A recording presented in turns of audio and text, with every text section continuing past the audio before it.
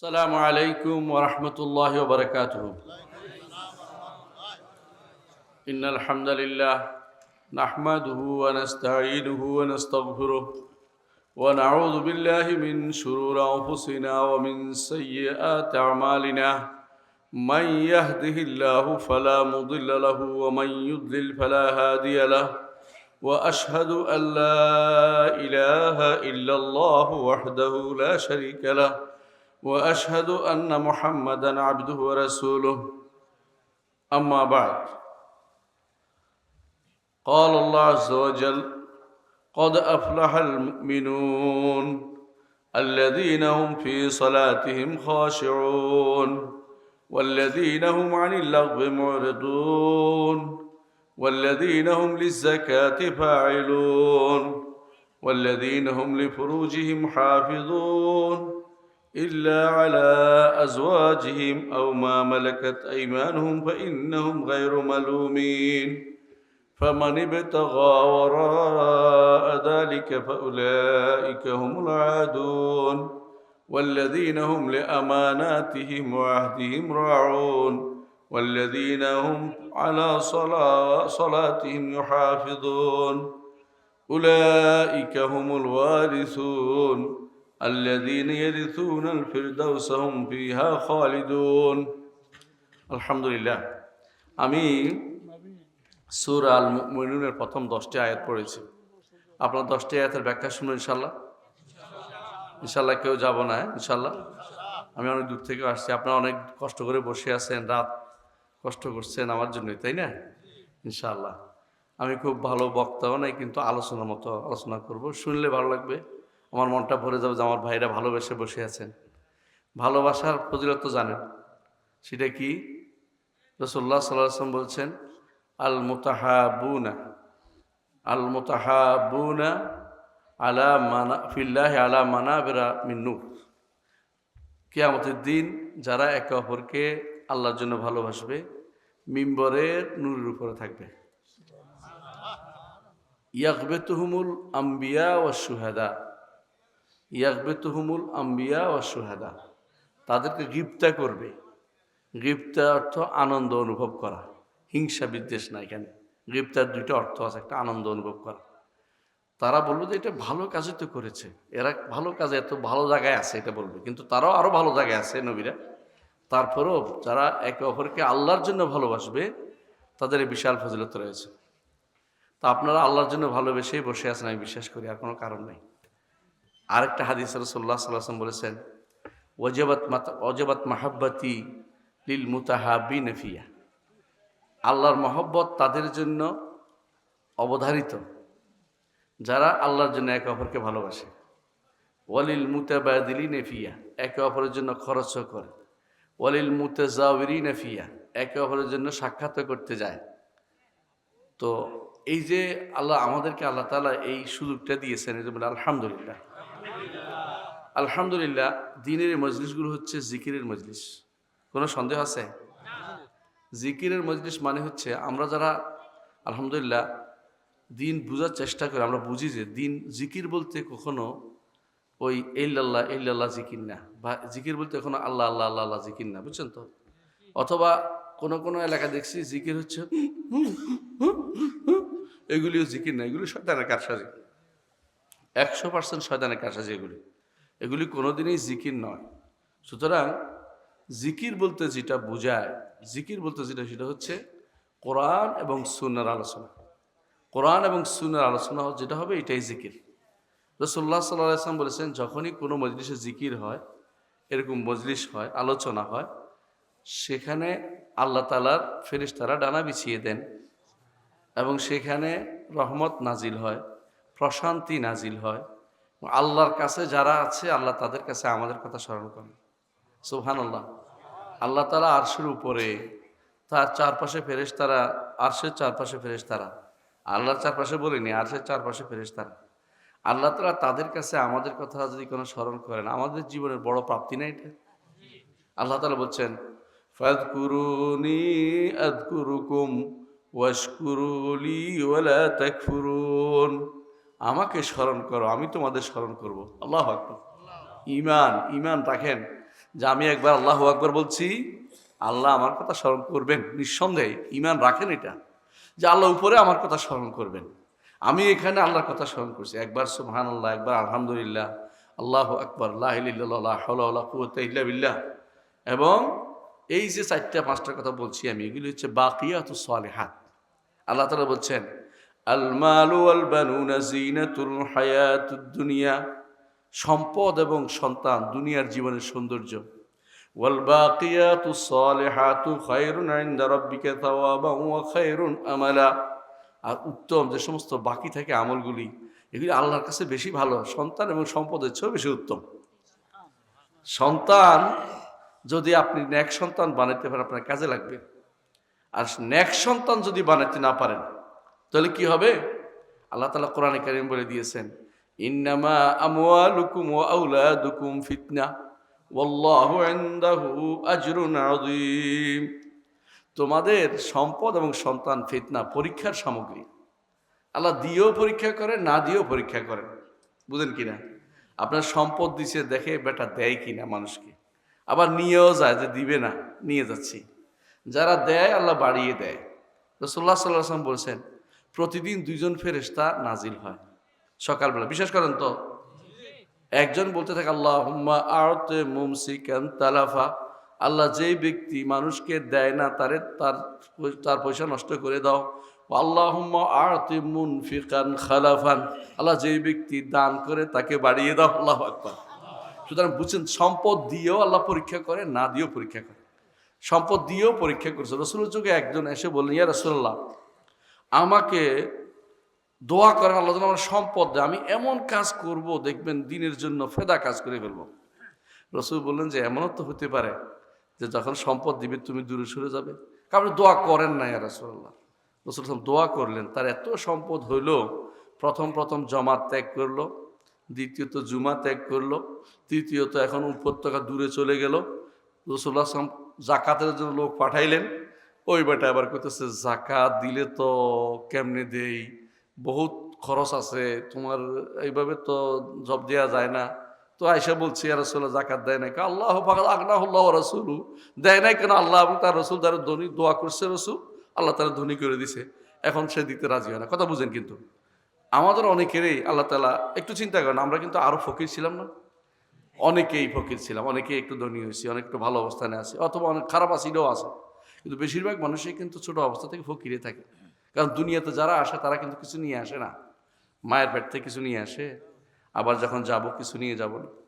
হাসরের মাঠে উঠবো যে অনেক কিছু নিয়ে আসবে। একটু আমি শুনতেছিলাম, মোহতারাম ওয়াজ করতেছিলেন যে হাসরের মাঠে যখন উঠবো অনেক কিছু নিয়ে উঠবো, বলছে না? খালি পায়ে উঠবে, তাই না? কিচ্ছু নাই। এই সম্পদগুলি এখানে রেখে যেতে হবে। কিন্তু চোখের আনন্দ, চোখে ভালো লাগে দেখতে, এই জন্য দেখবেন সুন্দর করে বাড়ি করছেন, রং করছেন, এটা করছেন, এটা করছি আমরা। এটা আল্লাহ বলছেন, আল মাল ওয়াল বানুনা যিনাতুল হায়াতিদ দুনিয়া, সন্তান এবং সম্পদ দুটি এই দুনিয়ার জীবনের সৌন্দর্য, কোনো সন্দেহ নেই। ফেলে দিতে বলছি না আমি, কাজে লাগাবেন, তবে হালালে লাগাবেন নিঃসন্দেহে। ওয়াল বাকিয়াতুস সালিহাতু খায়রুন ইনদা রাব্বিকা সাওয়াবান ওয়া খায়রুন আমালা, তবে উত্তম বাকি নেক থাকবে কোনটা? কোনোদিন বাদ যাবে না, হাসরের দিন পালাবে না। দুনিয়ার বুকে স্ত্রীও পালাবে, স্বামীও পালাবে, সন্তানও পালাবে, মেয়েও পালাবে, সবাই পালাবে, কেউ কারো কাছে তখন ধরা দিবে না। হাসরের মাঠে যখন উঠবো, একসাথে উঠবো নাকি? কে কোথাও উঠবো বলতে পারবেন? না। বিশাল মাঠ, শুধু বাংলাদেশের জমিন না ভাই, পুরো পৃথিবীর, কত বড় পৃথিবী আল্লাহ জানে। পৃথিবী না, আরেকটা নতুন পৃথিবী বানাবে আল্লাহ। ওইটার মধ্যে আমি কেমনে আমার ছেলের খুঁজে পাবো? যদি পান, সেদিন দেখলেও পালাবে। আল্লাহ বলছে, ইয়াউমা ইয়াফিরুল মারউ মিন আখিহি ওয়া উম্মিহি ওয়া আবিহি ওয়া সাহিবাতিহি ওয়া বানিহি লিকুল্লি ইমরিইম মিনহুম ইয়াওমাইযিন শা'নুন ইউগনি। এমন অবস্থা হবে যে কেউ কারো চিন্তা করবে না। কাপড় নাই পায়ে, কাপড় নাই পোশাক, বুঝছেন তো? কোনো খতনা করানো নাই, পায়ে জুতা নাই। এই কাদার মধ্যে, কাদা কেন বলছি? কাদা কেন বলছি? কারণ সেটা কাদাই থাকবে। ইমানদার ছাড়া যারা আরশের নিচে ছায়া পাবে, অন্য সবাই, এরা ব্যতীত অন্য সবাই কিন্তু কাদার মধ্যে থাকবে। এবার ডুববে, উঠবে, আটার কাইয়ের মতো হবে হাসরের মাঠটা। যদি ঘর মাখতে হয়ে থাকবে সূর্য মাথার উপরে, ডুবতে ডুবতে এক পা উঠবে, এক পা ডুববে। মানে মানুষ কয় না, কয় যে কাদার মধ্যে পড়ে গেছে, মানে উঠতে পারতেছি না, এক পা ডুবলে এক পা উঠে, এমন অবস্থা হবে। সেদিন এই কষ্ট কত বছর সহ্য করতে হবে? 50,000 বছর। 50,000 বার সহ্য করতে হবে। এই দুনিয়ার সামান্য জীবনে আমি যদি কোনো সুন্দর করে চলতে পারি, ভালো না? তাহলে কি হবে? আল্লাহ আমাকে আরশের নিচে ছায়া দিবেন। দ্বিতীয়বার আরেকটা চান্স দিতে হবে, কি যেন দ্বিতীয়টা হচ্ছে বিনা হিসাবে যেন জান্নাত যেতে পারে। দুইটা চান্স, একটাও বাইরে যেন না যায়। আমাদেরকে কিন্তু আল্লাহ রসুল বলে দিয়েছেন অনেকগুলো সুযোগ, কিন্তু বুঝছেন তো। প্রথম চান্সটা যদি আপনার হয়ে যায়, দ্বিতীয় চান্সটা সহজ। প্রথম চান্সটা কি? আরশের নিচে যেন ছায়া হয়ে যায়। আরশের নিচে ছায়া কে পাবে? যে ব্যক্তি একজন করে বলে ইনসাফকারী ব্যক্তি, নিজের অধীনস্থদের প্রতি ইনসাফ করে, পরিবার হোক, সমাজ হোক, রাষ্ট্র হোক, যারা নিজের অধীনস্থ যারা তাদের ইনসাফ করে, আল্লাহ তাআলা তাকে আরশের নিচে ছায়া দিবেন।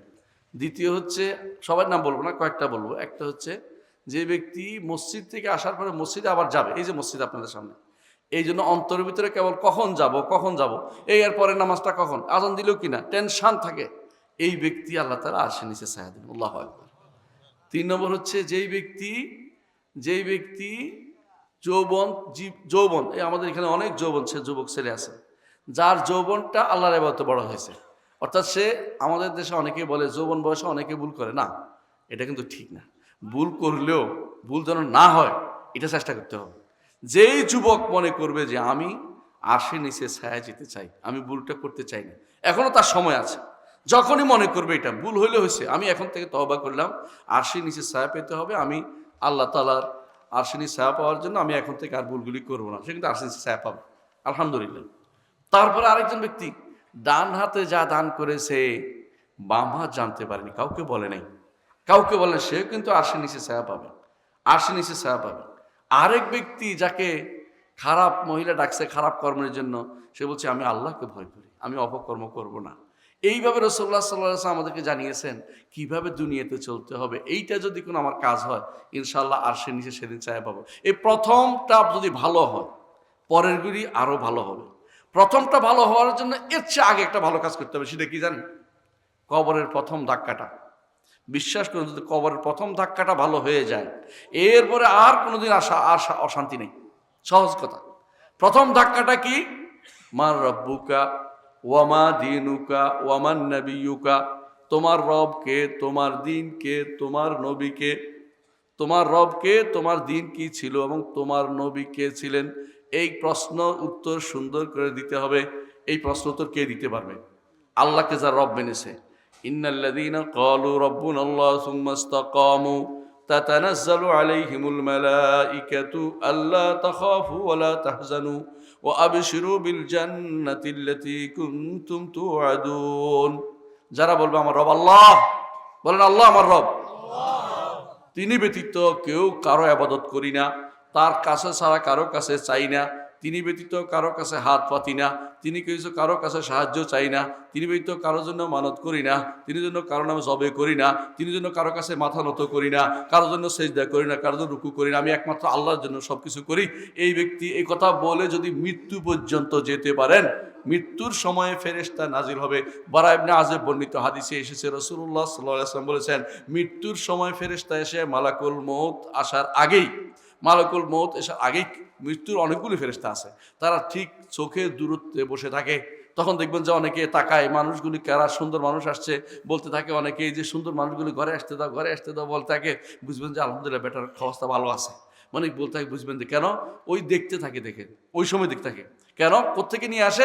রাসূলুল্লাহ সাল্লাল্লাহু আলাইহি ওয়াসাল্লাম বলেছেন, বারা ইবনে আযিব বর্ণিত হাদিসে 4 কিতাবে আসছে, অর্থাৎ সুনানি কিতাব সময় আসছে, আবু দাউদ, তিরমিজি, নাসাঈ, ইবনে মাজাহ হাদিসে আসছে যে আসার সময় কোত্থেকে নিয়ে, জান্নাত থেকে সুগন্ধি এবং সুগন্ধি কাপড় নিয়ে আসে। জান্নাতের কাপড় এবং সুগন্ধি আপনি দুনিয়া থেকেই পাচ্ছেন। আল্লাহু আকবার, আল্লাহু আকবার। কিন্তু শর্ত হচ্ছে ঈমানদার হতে হবে, অর্থাৎ আপনাকে ঈমান নিয়ে কবরে যেতে হবে। যে কেউ ঈমান না নিয়ে কবরে গেছে, কিচ্ছু নেই, সব অন্ধকার অন্ধকার, আর কোনো কিছু হবে না। ঈমান নিয়ে কবরে গেলে আর একটা লাভ কি, উত্তর দিতে পারবেন। এই যে আপনার রুটা হরণ করবে কে, তখন কি করবে? মালাকুল মউত। আমরা তো আজরাইল বলি না, তাই না? আজরাইল নামে কোনো ফেরেশতা নাই, ফেরেশতার নাম কি? মালাকুল মউত। মালাকুল মউত এসে আপনার মাথার পাশে বসবেন, হাদিসে আসছে। এসে বলবেন না, উখরুজ আইয়াতুহার রূহ তাইয়্যিবা, পবিত্র রূহ বেরিয়ে আসো। তখন এই যে এর থেকে এক ফোঁটা পানি যেভাবে পড়ে এভাবে বেরিয়ে চলে আসবে। বেরিয়ে চলে আসলে এটাকে তারা ওই কাপড়ে পেঁচিয়ে সুগন্ধির মধ্যে লাগাইয়ে সোজা উপরের দিকে, যেই আসমানের উপরে আল্লাহ সেখানে নিয়ে যাবে। সুবহানাল্লাহ। আল্লাহ কোথায় তাহলে? আসমানে। যারা এটা বিশ্বাস করে তারা কাফের। কাফের মনে রাখবেন, এটা কোনো কোনো কথা শোনা যাবে না। একটা বাক্য হচ্ছে, যারা আল্লাহকে আরশের উপর মনে করবে না, আল্লাহকে উপরে মনে করবে না, তারা কাফের, তারা কোনো ইমানদার হইতে পারবে না। কারণ যারা বলে আল্লাহর পায়ে সেজদা করো, ওরা কাফের। বুঝছেন তো কথাটা? আল্লাহ তাআলা সৃষ্টির ভিতরে নন, তিনি নাজিল হন শেষ রাত্রে। কিভাবে নাজিল হন জানি না, তবে অবশ্যই তিনি আরশের উপর থেকে যেভাবে সেভাবে নাজিল হন, যেভাবে তার উপযুক্ত সেভাবে নাজিল হন। আমি একটা উদাহরণ দিলে বুঝতে পারবেন, অনেক সময় উদাহরণটা দিয়ে থাকি, শুনেন। মালাকুল মউতের সামনে সারা বিশ্ব মানুষ, সারা বিশ্ব পুরোটা ডালার মতো। মালাকুল মউত খুব বড়, বুঝছেন তো, অনেক বড় সৃষ্টি। এটার সামনে সারা বিশ্বের সমস্ত মানুষগুলি, আপনারা মাছ ধরে আনেন, ডালার মধ্যে রাখেন না, তখন কি করে মায়েরা একটা একটা করে বাছাবাছি করে না? তো মালাকুল মউতের সামনে সারা বিশ্বের মানুষগুলি ডালার মধ্যে আছে, এমনি মারে, ও বাবা মারে, ওইটার ওইভাবে মারতেছে, কোনো দেরি হইতেছে না, যেখানে যেখানে মারতেছে অনবরত। আমার তো হাত দিয়ে 2-3 জায়গা লাগতে অসুবিধা হচ্ছে, ওনার এটা অসুবিধা হয় না, উনি আর দ্রুত মারি ফেলতে পারেন। তো আপনি মনে করেন না একজনে এত জায়গায় কেমনে মারে, আপনার টেনশনের দরকার নেই, ওইটা ঠিকই পারে। বুঝছেন তো? এটা হলো মনে রাখবেন, এই আল্লাহ তাআলা তারও তো স্রষ্টা, মালাকুল মউতের স্রষ্টা। বুঝছেন তো কথাটা? স্রষ্টা না? মালাকুল মউতকে যেহেতু তিনি সৃষ্টি করেছেন, সেহেতু তিনি তার ক্ষমতা আরো বেশি। আমরা যখন সলাতে দাঁড়াই, তখন তিনি আরশের উপরে থেকেও আমাদের সামনে, কিন্তু অর্থাৎ এই নয় যে সামনে, আমার সামনে গায়ের সাথে লেগে আছে, এটা মনে করা যায় হবে না। কথা বুঝছেন কিনা? তিনি আরশের উপরে থেকেও সামনে, কারণ তিনি দেখতেছেন সবকিছু। আপনার সামনে যেটা পিঁপড়া থাকে, পিঁপড়া যতই ঘুরে, সে যদি বলে যে উনি দেখতেছি না, আমি তো সামনেই দেখতেছি না, আমার সামনে না এটা, ঠিক আছে, সামনে থাকা। বুঝছেন তো? অনেকে সামনে থাকা না বুঝে বলে যে আল্লাহ তাআলা সৃষ্টির ভিতরে। এইটা যদি কেউ বলে, সে ব্যক্তি কাফের। কারণ আসমান এবং জমিন আমার রবের হাতের মুঠুর ভিতরে জায়গা হয়। আল্লাহ তাআলা কোরআনে কারীম বলেছেন, ওয়াল আরদু জামিআন কাবদাতুহু ইয়াউমাল কিয়ামা, সমস্ত আসমান আর সমস্ত জমিন আল্লাহর মুঠির ভিতরে থাকবে। ওয়াস সামাওয়াতু মাতউইয়াতুম বিয়ামিনিহি, আর আসমান সমূহ সেদিন তার ডান হাতে পেঁচানো থাকবে।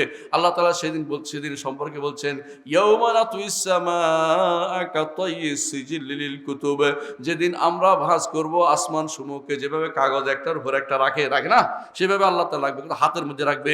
ইয়াউমা নাতুইস সামাআ কাতাইয়িস সিজিল লিল কুতুব কামা বাদানা আউওয়ালা খালকিন নুঈদু ওয়াদান আলাইনা ইন্না কুন্না ফাইলিন, যেভাবে একবার সৃষ্টি করেছি আবার সেটা সৃষ্টি করব, ওয়াদা করছি আমার উপর, আমি আল্লাহ ওয়াদা করে বুঝাচ্ছেন, অবশ্যই তিনি করবেন, অবশ্যই তিনি করবেন। সত্য কিনা?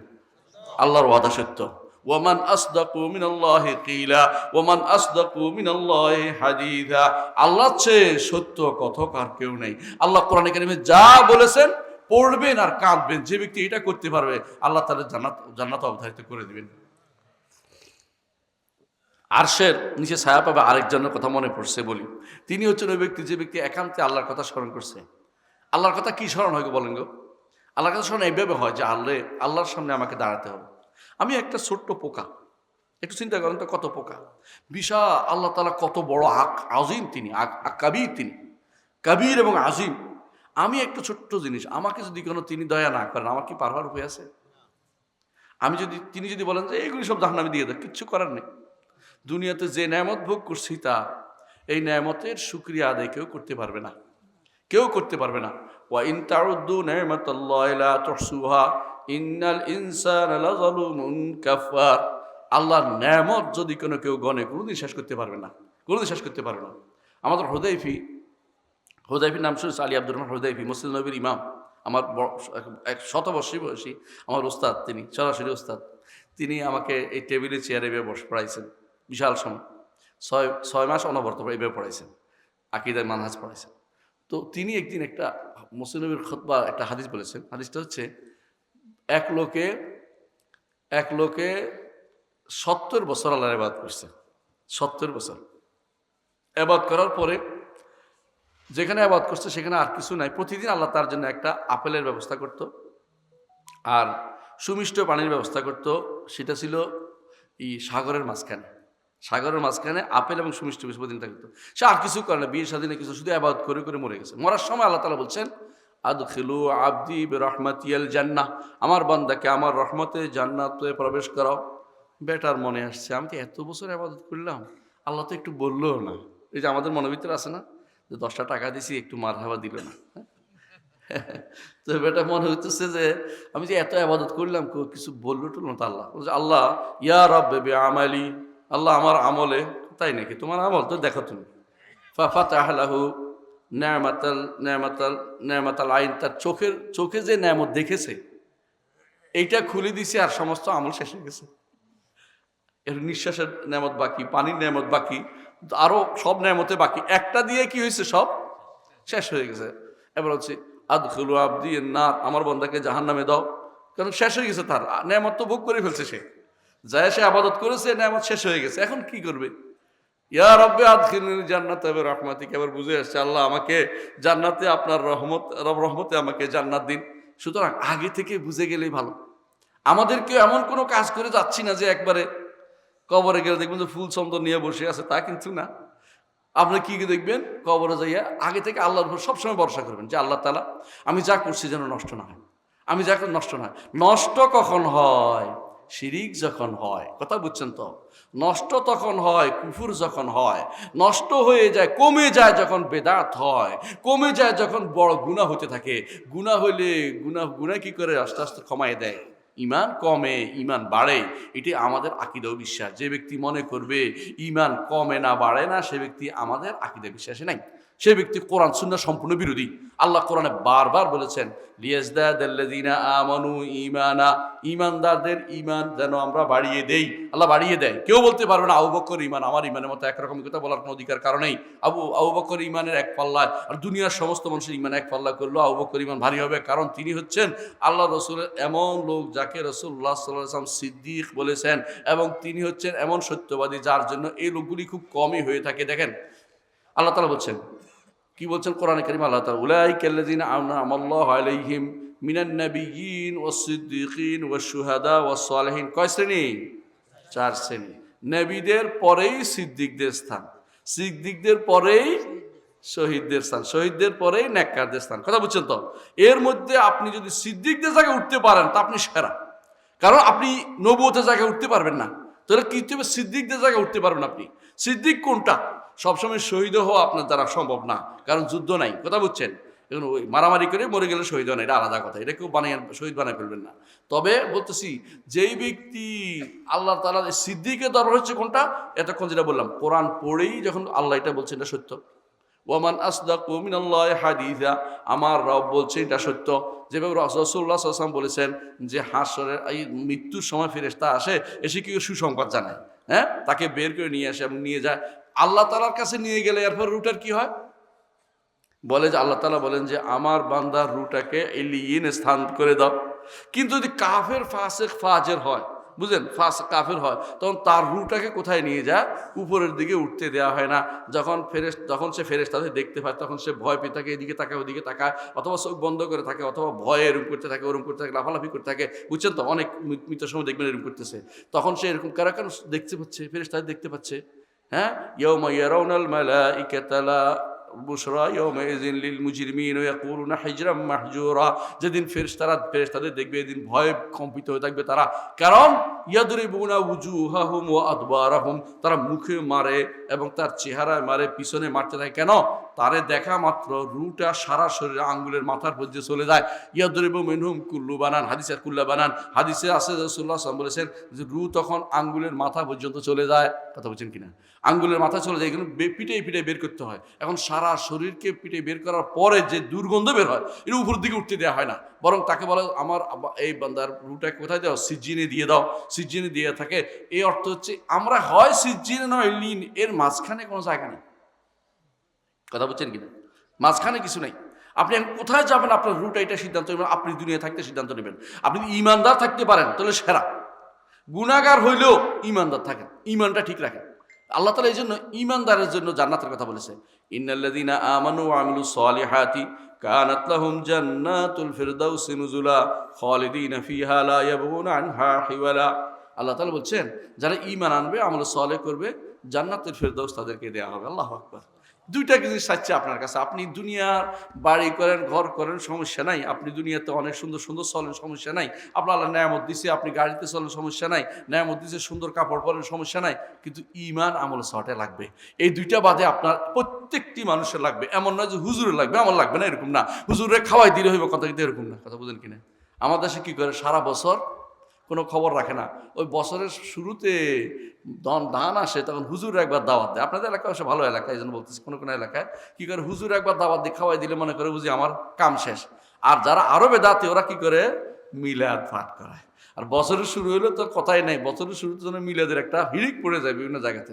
পুরান ঢাকার যদি মানুষ হয়, দেখছেন কিনা, পুরান ঢাকা গেছেন কোনোদিন জানি না, পুরান ঢাকার মানুষে দেখবেন আর কিছু না হোক, তারা কি পালন করে, যত বেদাত তারা কিন্তু করে। দেখবেন এদের সামনে আসতেছে ওই যে কি, সবে মেরাজও পালন করবে, তো সবে বরাতও পালন করবে, বুঝছেন তো। এমন কি, এমন বরাতের জন্য তারা প্রয়োজন হলে নামাজ কালাম বন্ধ করে দিয়ে শুরু করে দিবে গরু কাটা। গরু না খাওয়ালে তো মনে হয় কিছু হয়নি সেদিন। এই যে শুরু হচ্ছে বেদাতের কাজ, এই বেদাতগুলি কি দিয়ে কিন্তু আপনার ঈমান কমে যায়। কথা বুঝছেন কিনা? ঈমান বাড়ে না, ঈমান কমে যায়। ঈমান কমে যাওয়ার জায়গাগুলো আপনাকে বন্ধ করতে হবে, যে আমার ঈমানটা বাড়াতে হবে। ঈমান কেমনে বাড়ে, এই আয়াতগুলি, এই কথাটা আলোচনা করতে চাচ্ছিলাম। এটা শুনি নি ইনশাআল্লাহ, কেমন? আমি ইনশাআল্লাহ আয়াতগুলি পড়ছিলাম। আল্লাহ তাআলা বলছেন, কদ আফলাহাল মুমিনুন, যারা ঈমান এনেছে তারা সফল কাম হয়েছে। প্রিয় ভাইরা, ঈমান আনতে হলে ঈমান অর্থ আগে জানতে হবে। ঈমান কারে কয়? আমরা তো ঈমান বলি। ভাইয়ারা, ঈমান কারে বলে? ঈমান অর্থ কি? আহসান, তাই সুন্দর করে বলছে, এ হলো সেরা মানুষ। ঈমান অর্থ বিশ্বাস নয়, এটা একটা ভুল ধারণা। কথা বলছেন কি? ঈমান অর্থ আসলে স্বীকার করে নেয়া, অন্তরে মুখে কর্মকাণ্ডে স্বীকৃতি দেয়া। কারণ হচ্ছে কুফর অর্থ অস্বীকার করা, আর ঈমান হচ্ছে কুফরের বিপরীত, বুঝছেন তো। ঈমান তাসদীক হলো বিশ্বাস করা, আর তাকযীব হলো অবিশ্বাস করা। কিন্তু ঈমান হচ্ছে স্বীকার করা। এই কথাটা ইবনে তাইমিয়া বলে গেছেন যে এই ভুলটা কেন ঢুকছে, কারণ যারা ডিকশনারি লিখছে বেশিরভাগ ছিল আশারি, মাতুরিদি, এবং এরা এই জন্য উল্টা পুল্টা করে আসছে। উনি সিদ্ধ করে দিচ্ছেন যে এটা ঠিক নয়। কারণ আপনি দেখেন, ঈমানের মূল অর্থ হচ্ছে আমানা বিহি। দেখছেন আল্লাহ কি, আপনি কি বলেন দেখেন, ও আমানাহুম মিন খাউফ। সূরা, কোন সূরা? কোরাইশ না? সূরা কোরাইশের শেষে ও আমানাহুম মিন খাউফ। যে আরো তাদেরকে, কাদেরকে? এই যারা মক্কার কোরাইশদেরকে আল্লাহ তাআলা কি করছে, ভয় থেকে নিরাপত্তা দিছে। তাহলে আম শব্দের মূল অর্থ হচ্ছে নিরাপত্তা প্রদান, বুঝছেন তো। কোরআনে কারীম বহু জায়গায় আম অর্থ নিরাপত্তা। আমানা যখন অর্থ নিরাপত্তা অর্জন করেছে, কিভাবে? সে স্বীকৃতি দিয়েছে অন্তরে, মুখে এবং অঙ্গ প্রত্যঙ্গে সে আল্লাহর বিধানকে প্রতিপালন করবে বলে সারা জীবন ব্রত করেছে, ছুটেছে, আবার করেছে, ছুটবেই। ইমানদার প্রত্যেকটি গুনাহগার। কুল্লু বনি আদম খাত্তা ও খায়রুল খাত্তাইন আত-তাওয়াবুন। প্রতিটি বনি আদমে গুনাহগার, উত্তম গুনাহগার হচ্ছে তওবা করে। এমন কোনো ব্যক্তি নাই, বনি আদম মানেই গুনাহগার। সমস্ত বনি আদম গুনাহগার, বুঝছেন তো কথাটা। বনি আদম গুনাহগার। উত্তম গুনাহগার হচ্ছে যে ব্যক্তি তওবা করে। অন্তরে অন্তরে আল্লাহর কথা যখনই আপনার স্মরণ হবে, এই কথাটা একটু বলছিলাম, অন্তরে যখন আল্লাহর কথা স্মরণ হবে, চোখ দিয়ে যেন পানি আসে, যে হায় রে, কেমনে পার হব আমি, কবরের নিচে কেমনে থাকবো। একটু চিন্তা করেন তো, কবরের নিচে কিন্তু কিছুই নেই।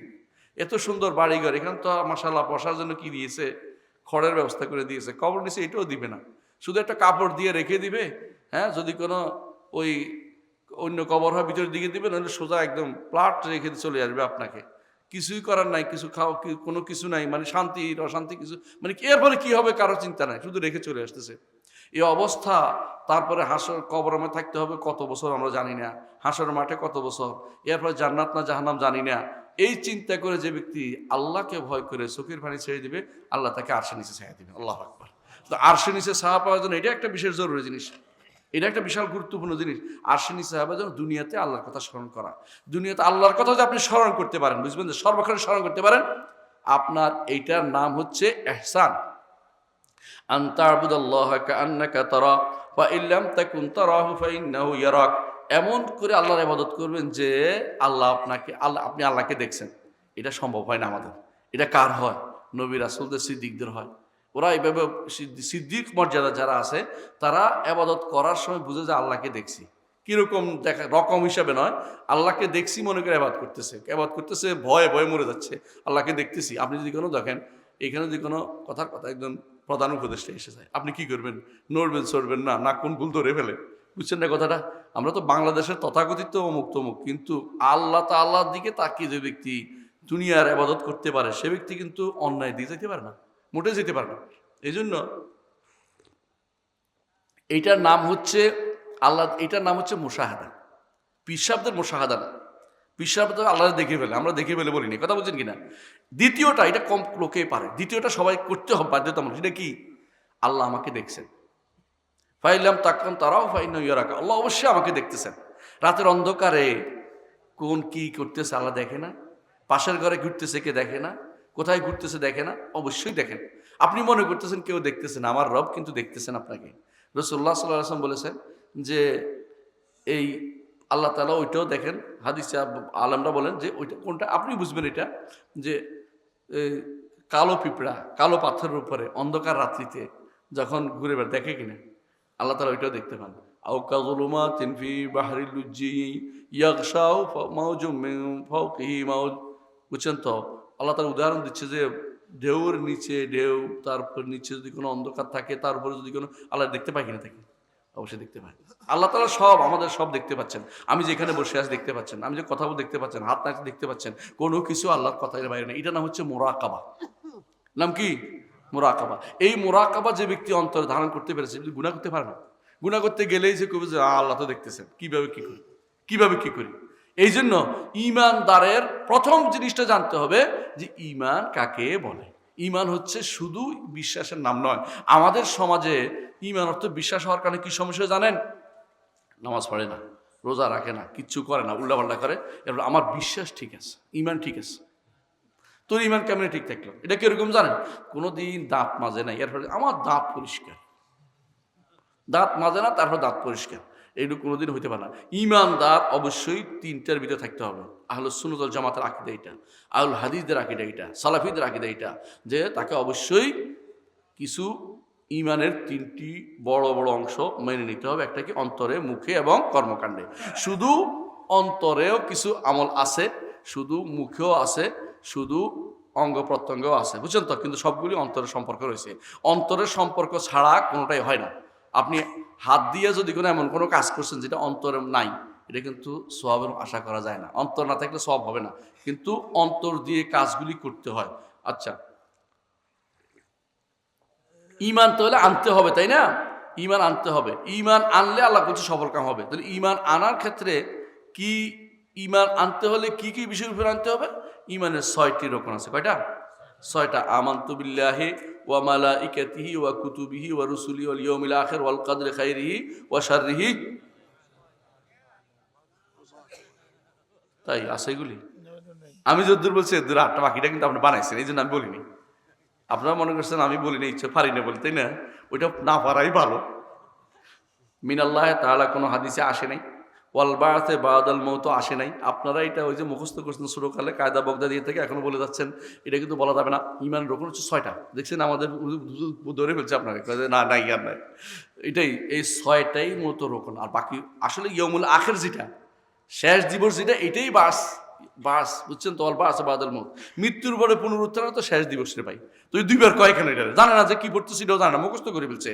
হ্যাঁ, মৃত্যুর পর পুনরুত্থান তো শেষ দিবস, আর শেষ দিবস ৮টা করতে গেল। শেষ দিবস তো ওইটাই, মৃত্যুর পর পুনরুত্থান শেষ দিবস। তো দুইবার বলছে কেন? না জানে নাই, ভুলে করছে এটা। অনেকে যারা ভুল করছে এটা করছে। আমরা আরো বলেন আপনি, কিন্তু এইটা বানানোর জিনিস বলা যাবে না, কথা বুঝছেন তো? আর ওয়াল কদরি খাইরিহি ওয়া শাররিহি একটু বলতে হবে। মিনাল্লাহি তাআলা হাদিসে আসে নাই, এজন্য বাড়াই বাড়াই বলা যাবে না, কথা বুঝছেন কিনা? এর আল্লাহর দিকে শারের নিসবত করা শুদ্ধ না, খারাপের নিসবত সম্পৃক্ত আল্লাহর দিকে করা যায় না। বলতে হবে আমার কারণে আমার ভুল হয়েছে, শিখতে হবে, কিছুদিন সেজন্য শিখাচ্ছি, কথাগুলো বুঝে নেন। আচ্ছা যাক হলো, আমি আবার বলে রাগ করবেন যে হুজুর আমি শিখাইতে আসছে, বুড়ো হয়ে গেছি আমরা ঘুরতে ঘুরতে। তো শোনেন যেটা বলতেছি, আল্লাহ তাআলা কি বলছেন? কদ আফলাহাল মুমিনুন, ঈমান দ্বারা সফল কাম হয়েছে। সফল কাম বুঝেন? কে সফল কাম হয় বলেন তো? জান্নাতে যে যায় সে সফল কাম। জান্নাতে যায়নি সফল কাম হইতে পারে নাই, জান্নাতে যায়নি সফল কাম হইতে পারে নাই। কারণ ইন্নাল খাসিরিনা আল্লাযীনা খাসিরু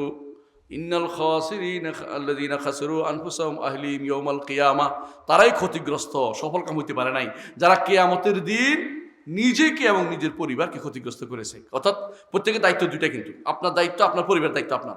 যে ব্যক্তি নিজেকে জান্নাতে নিতে পারে নাই, পরিবারকে জান্নাতে নিতে পারে নাই, সে ব্যক্তি ক্ষতিগ্রস্ত। সে ব্যক্তি ক্ষতিগ্রস্ত, কোনো সন্দেহ নেই। তো সফল কাম হইতে হলে ইমানদাররা কেন সফল কাম হবে? কারণ যে ব্যক্তি মোমেন, সত্যিকার মোমেন, সে ব্যক্তি বিনা হিসাবে জান্নাতে যাবে। কথা বলছেন কিনা? এটা কিন্তু কোরআনে আছে, হাদিসে আছে। হাদিসে কোথায় আছে মনে আছে কিনা? একটা হাদিস বলছে শুনুন। রাসূলুল্লাহ সাল্লাল্লাহু আলাইহি ওয়াসাল্লাম বলেছেন, মোমেন হওয়ার জন্য কঠিন, এর বোঝাই দিচ্ছি। রাসূলুল্লাহ সাল্লাল্লাহু আলাইহি ওয়াসাল্লাম বলেছেন, এক লোক এসে বলে, ইয়া রাসূলুল্লাহ, আমার কাছে আপনার লোক আসছে, এসে বলছে যে 5 ওয়াক্ত সালাত আদায় করতে হবে। বলে হ্যাঁ, ঠিক বলেছে। আরেকজন এসে বলছে, আরো বলছে যে আমার কাছে 1 মাসের রোজা রাখতে। বলে হ্যাঁ, ঠিক বলেছে। আবার বলছে আমার কাছে হজ দিতে, যাকাত দিতে। বলে ঠিক বলেছে। এই বলার পর, সব 5টা জিনিস বলার পরে লোকটা বলছে, আল্লাহ শপথ করে বলছি, বাড়াবো না কমাবো না। রাসূল কি বলেছেন? দাখালাল জান্নাতা ইন সাদাকা আফলাহা ইন সাদাকা। 2টা বর্ণনা আসছে সহিহ হাদিসে। অর্থাৎ লোকটি জান্নাতে প্রবেশ করলো যদি সত্যবাদী হয়, অর্থাৎ ঈমানের দাবি যদি সত্য হয়, আপনার কোনো ভয় নাই। একবারে মৃত্যু থেকে শুরু করে আর কোথাও ভয় নাই। কিন্তু ঈমানের দাবিটা কি জানেন? প্রথমে ঈমানের 5-6টা রকম বলছি না, এগুলি একটাও কোনো ডিস্টার্ব থাকতে পারবে না। একটা তো ডিস্টার্ব থাকতে পারবে না। একবার সামান্য ডিসপুট থাকলে আপনি ঈমানদার না। দ্বিতীয় হচ্ছে আমল, যে ফরজ আমলগুলি আছে না, কয়টা? 5টা। ফরজ 5টা আছে না, ও রোকন, মানে আমলের রোকন কয়টা? 5টা না? একটা কি কালেমা, সালাত, যাকাত, সওম, হজ, তাই না? এইগুলি যদি কোনো আপনি ঠিক মতো পালন করে থাকেন, একদম কোনো কমতি করেন না, ফরজটা, নফল পড়লে আরো বাসি না, আল্লাহর নেয়ামত আপনি মুহসিন হয়ে যাবেন। নফল করেন না, কিন্তু ফরজগুলি ঠিক মতো আদায় করছেন, হারামগুলি ত্যাগ করছেন, আপনি কি হয়ে যাবেন? মোমেন হবেন। এই মোমেন যদি হইতে পারেন, আপনার জান্নাতে যাওয়া কেউ ঠেকাতে পারবে না। আল্লাহু আকবার। দয়া করে তিনি জান্নাত দিবেন। তাহলে মুহসিন জান্নাতে যাবে সর্বোচ্চ পর্যায়ে, মোমেন জান্নাতে যাবে বিনা কষ্ট করে। আটকে থাকবে মুসলিম। আমরা যারা মুসলিম আছি, মুসলিম হয়েছি বলে কিন্তু হতাশ হওয়ার কোনো কারণ নাই। যে কোনো সময় মুসলিম স্তর থেকে আপনি উপরে উঠতে পারেন, যে আমি মুসলিম হয়েছি না, এখন থেকে আমি মোমেন হব, এখন তো আমি মুহসিন হয়ে যাব, শুধু মুসলিম থাকবো না। শুধু মুসলিম বুঝছেন কিনা? অর্থাৎ যে প্রাথমিক কাজ করেছে, ইমানের 6টা রোকন ঠিক আছে, ইসলামের 5টা রোকন ঠিক আছে, কিন্তু মাঝে মধ্যে একবার ছুটে যায়, একবার বাদ দেয়, একবার এটা করে, একবার গুনাহ করে। হ্যাঁ, ওই যে রোজা, সব মানুষ দেখলে রোজা রাখে, মানুষ না দেখলে রোজা রাখে, আসেন দুষ্টা ভাষা করে না কেউ। আবার দেখবেন যে কেউ জাকাত দিতে চায় না, টাকা শেষ হয়ে যাবে, হিসাব করে না। আবার হজ করতে টাকা শেষ হয়ে যাবে। এই যে মানুষের ভিতরে যে এইটা আছে, এটা কিন্তু মুসলিম পর্যায়ের মুসলিম, কিন্তু সে কিন্তু ইমানের জায়গায় কোনো সমস্যা তার নাই। ইমানের 6টার মধ্যে যদি একটা সমস্যা হয়, সে ইমান মুসলিমও না। আপনি কোন পর্যায়ে আছে দেখতে হবে। আমাকে যে কোনো অবস্থা আছে, এর অর্থ আমি আর বাড়তে পারবো না, ভালো হইতে পারবো না, তা নয়। কিন্তু আপনি যে কোনো গুনাহগার বান্দা, আপনি যে কোনো মুহসিন হইতে পারবেন। সাহাবায়ে কেরাম সব জান্নাতি না? বলেন তো, জান্নাতি কিনা? সাহাবায়ে কেরাম তারা সারা জীবন কি সব ভালো কাজ করেছে? মানে ঈমান আনার আগে সব ভালো কাজ করছিল? ঈমান আনার আগে কেউ তো মুক্তি বিজয় করছে, করে না? ঈমান আনার আগে দুনিয়ার কেউ তো নিজের বাচ্চারাও মেরে ফেলছে, কবর দিয়ে দিয়েছে, দিয়ে দেয় নাই। কিন্তু ভাই যখন তওবা করেছে, যখন ভালো হয়ে গেছে, তারা তখন কি হয়েছে বলেন তো? মুহসিন সর্বোচ্চ পর্যায়ের তারা জান্নাতের প্রত্যেক সাহাবী জান্নাতে যাবে সর্বোচ্চ পর্যায়ে। সুতরাং আমরা যারা মুসলিম পর্যায়ে আছি, এই নয় যে আমি তো গুনাহগার, হতাশ হওয়ার কোনো কারণ নাই। এখনো সময় আছে। আমি কি করব? ঈমানের দাবি পূরণ করব। তারপরে কি হব? আমি ঈমানের দাবি পরিপূর্ণ পূরণ করব। আমি 6টি রোকন যথাযথ ঈমান আনবো, বুঝে নিব, পড়বো। এর জন্য উসুল ঈমান বইটা পড়বেন, আমাদের একটা বই আছে উসুল ঈমান বইটা পড়বেন। দ্বিতীয়ত, আপনি ইসলামের দাবিগুলো, কঠিন কিছু না, যদি আরকানুল ইসলাম আপনি ঠিকমতো আদায় করেন, আর ফরজ হারাম এবং হারামটা বাদ দেন, অন্যান্য ফরজগুলি আদায় করেন, ইনশাআল্লাহ নফল কাজ কম করলেও আপনি ইনশাআল্লাহ জান্নাতে যেতে পারবেন। আল্লাহ, সহজ, কিন্তু কঠিন কিছু না। কিন্তু আমাদের সমস্যা হচ্ছে আমরা এই কাজগুলি করতে চাই না, কিন্তু বাড়তি কাজে খুব সময় দেই। বাড়তি কাজে সময় দেওয়া বুঝেন? ওই ফোলা দেখছো কি করতেছে, কি শুরু হয়ে গেছে, চা দোকানে বসে দুনিয়ার রাজনীতি, ওই আখেরা কোথায় কোন দেশে কি হয়েছে না হয়েছে, মিশা কথা সত্য কথা যা আছে সবগুলি আমরা বলি কিনা। এর মাধ্যমে আমি কি করছি, আমার আমলগুলি বরবাদ করে দিয়ে দিচ্ছি। এত কষ্ট করে নফল সালাত করছি, কষ্ট করে ওয়াজ করতেছি, আরেকজনকে আমার আমলটা দিয়ে দিচ্ছি। এটা পাগল যে ব্যক্তি নিজের আমল আরেকজনকে দিয়ে দিচ্ছে। এই জন্য একবার আয়েশা রাদিয়াল্লাহু আনহার কাছে কিছু লোক আসছে। আয়েশা রাদিয়াল্লাহু আনহা বুঝছেন তো, চিনেন তো, আমাদের মা। আমাদের মায়ের কাছে কিছু লোক এসে বললেন যে মা, কিছু লোক দেখতে পাচ্ছি অনেকদিন জীবিত ছিলেন। আয়েশা রাদিয়াল্লাহু আনহা অনেকদিন জীবিত ছিলেন। তো তিনি অর্থাৎ 60 হিজরির পরে মারা গেছেন। তো তিনি কিছু লোক আছে সাহাবায়ে কেরামের সম্পর্কে উচ্চাবাচ্য কথা বলে। তুমি কি আশ্চর্য হচ্ছ না? ওরা মরে গেছেন, ওনারা তো মরে গেছেন, মরে যাওয়ার পর আমল করার সুযোগ পাচ্ছে না। এখন তাদের আমল কিভাবে ভর্তি হবে আল্লাহটা ব্যবস্থা করে দিয়েছেন, কারণ তারা যখন গীবত গায় সমস্ত আমল ওরা পেয়ে যায়। বুঝছেন তো কথাটা? মানে তো সুতরাং আপনি মনে করেন না দুনিয়ার বুকে আপনাকে কেউ উল্টাপাল্টা করছে, আপনি তার বিরুদ্ধে লাগার দরকার নেই। আপনি অবশ্যই আল্লাহ তাআলা আপনার থেকে প্রতিরোধ করবেন। আল্লাহ বলে দিয়েছেন ইন্নাল্লাহা ইউদাফিউ আনিল্লাযিনা আমানু ইন্নাল্লাহা লা ইউহিব্বু কুল্লা খাওয়ানিন কাফুর। আল্লাহ অবশ্যই ঈমানদার থেকে প্রতিরোধ করবেন। আপনি মনে করছেন আমি তো হেরে গেলাম, আমি তো কিছু বললাম না, উত্তর তো দিলাম না, দরকার নাই উত্তর দেওয়ার। হাশরের মাঠে দেখবেন যে বিশাল বিশাল আপনার আমল নামা বেড়ে, এত আমল কোত্থেকে আসলো? ওই যে আরেকজনে আপনারা হাদিয়ে দিছে, আমলটা ভর্তি হয়ে গেছে। সুতরাং কেউ যদি অপকর্ম করে আরেকজনকে হাদিয়ে দিতে চান, আমার কিছু করার নাই, এই জন্যই পড়তে হবে। কোরআনে কারীম আল্লাহ তাআলা বলছেন কদ আফলাহাল মুমিনুন, যদি সত্যিকার ঈমানদার হন অবশ্যই সফল কাম, জান্নাতে যেতে পারবেন। কিন্তু কারা? আল্লাযীনা হুম ফি সালাতিহিম খাশিউন, সালাতে বিনয়ী হতে হবে। সালাত কেন পড়ি? সালাতে সব রকমের ইবাদত আছে। সালাতে কি আছে? প্রথমে তাওহীদ আছে কিনা? আল্লাহু আকবার বলেন কিনা? হ্যাঁ, সুবহানাকাল্লাহুম্মা বলেন তো। কেউ কেউ আবার পড়ে কি? হ্যাঁ, ওয়াজজাহতু ওয়াজহিয়া লিল্লাযী ফাতারাস সামাওয়াতি ওয়াল আরদা হানিফা ওয়া মা আনা মিনাল মুশরিকিন। পড়েন তো। এর অর্থ কি বুঝছেন তো? এটা বুঝছেন কিনা? এটার অর্থ হচ্ছে তাওহীদ। আমি আমার চেয়ে একমাত্র আল্লাহর দিকে ফিরাচ্ছি, দুনিয়ার কারোর দিকে ফিরাবো না। কারোর সন্তুষ্টি আমার কিছু যায় আসে না, আমার রবের সন্তুষ্টি আমার জন্য যথেষ্ট। এটা কি আসলেই মুখের কথা না অন্তরের কথা? অন্তরে থাকতে হবে। মুখের কথা সবাই বলে, অন্তরে নাই। এটার সন্তুষ্টি তলবের জন্য কিছুক্ষণ পর যদি কোনো আপনার এলাকার বড় লোকেরা আসে যায়, আমি চাই না কেউ আসুক, বড় লোকেরা এসে গেলে আপনি কিন্তু তার পক্ষ নিয়ে কিছু উল্টাপাল্টা হয় ভালো না মন্দ কিছু বলতেই থাকবেন। বুঝছেন না কথাটা? এইটাই কিন্তু ওই ওয়াজজিয়া লিল্লাযী ফাতারাস সামাওয়াতি ওয়াল আরদ ওয়াজজাহতু ওয়াজহিয়া লিল্লাযী ফাতারাস সামাওয়াতি ওয়াল আরদা হানিফা ওয়া মা আনা মিনাল মুশরিকিন, এর বিরোধী। আমাদের দেশে তো আবার আরেকটা করছে, এটা নিয়ে আসছে কোথায় জানেন? সালাতের আগে নিয়ে আসছে, এটা মুসল্লার দোয়া। মুসল্লার দোয়া করতে আসলো। এটা আল্লাহ রসুল যেটা শিক্ষা দেন, এটা করতে আসলো মুসল্লার দোয়া না। এটা কোথায়? সালাতে আল্লাহু আকবার বলার পরের দোয়া। এটা একটা সানা অনেকগুলো আছে। আল্লাহ বা'দ বাইনি ওয়া বাইনা খাতায়া কামা বা'আতা বাইনাল মাশরিক ওয়াল মাগরিব, এই যে দোয়াগুলো ওইগুলো কিছু শিখতে হবে। একটা বই আছে, পড়বেন আপনারা, দয়া করে পড়বেন। আমার বই না, আমি কোনো পয়সা পাবো না, বলতেছি শেখ মোহাম্মদ নাসিরউদ্দিন আলবানী রাহমাতুল্লাহ আলাইহি, সবার উস্তাদ। এই লোকটা অসাধারণ কাজ করে গেছেন। রাসূলুল্লাহ সাল্লাল্লাহু আলাইহি ওয়াসাল্লামের সালাত, এটা পড়বেন, অন্য সবগুলি বাদ এটা পড়বেন, কারণ এটা হলো বিতর্কের বাইরে। আপনার এটার মধ্যে পড়ার চেষ্টা করবেন। নাসিরউদ্দিন আলবানী রাহমাতুল্লাহ আলাইহি রাসূলুল্লাহ সাল্লাল্লাহু আলাইহি ওয়াসাল্লামের নামাজ, এটাকে বলে রাসূলুল্লাহ সাল্লাল্লাহু আলাইহি ওয়াসাল্লাম। আমাদের আকরামুজ্জামান বিন আব্দুস সালাম তিনি এটাকে করেছেন, হ্যাঁ, অনুবাদ করেছেন। আপনাদের কাছে আছে হয়তো অনেকের কাছেই। এটা পড়বেন, খুব ভালো। তো এইটা পড়লে বুঝতে পারবেন যে একই জায়গায় রাসূল অনেকগুলো দিয়েছে, সবগুলি পড়া জরুরি না। এক একদিন এক একটা পড়বেন, লাভ কি? খুশু আসবে। আপনি যদি আপনি প্রতিদিন পড়েন না, তো অটোমেটিকলি মুখ থেকে বেরোচ্ছে আল্লাহু আকবার, হ্যাঁ, সুবহানাকাল্লাহু ওয়া বিহামদিহি। কি বলছেন আপনার কিন্তু মনে নেই। বাজারে মাথা রয়েছে বাজারে, মুখ রয়েছে মসজিদে। বুঝছেন তো? আপনি কি পড়ছেন আপনার মনে হবে। আর প্রতিদিন যদি নতুন একটা পড়েন, পরের দিনটা পড়বেন, হিসাব করেন যে আমি আজকে জোহর এইটা, আসর এইটা, মাগরিবে এশা এইটা যদি নির্ধারণ করে ফেলেন, দেখবেন যে অসাধারণ কাজ হচ্ছে। মনে এটা অর্থ মনে আসতেছে, আল্লাহর তাআলার কথা মনে আসতেছে। বুঝছেন তো কথাটা? এই জন্য সালাতের মধ্যে আপনার সবচেয়ে বেশি আল্লাহর ইবাদত হয়।